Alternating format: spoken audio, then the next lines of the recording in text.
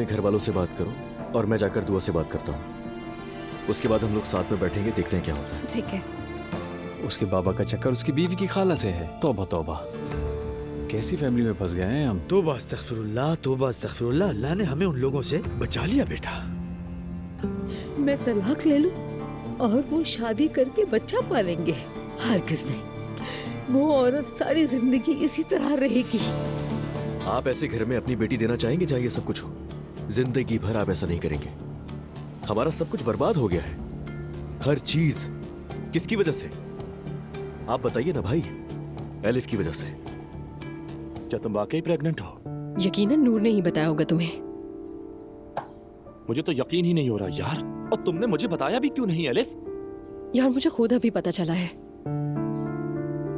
और जैसे ही मैं इस शौक से निकलने वाली थी तो जैनब ने पकड़ लिया मुझे। तलाक लेने के लिए आसमान सर पे उठाया था, और जैसे ही सुना कि अजलान की जिंदगी में कोई और लड़की आ गई है तो अजलान अच्छा लगने लगा।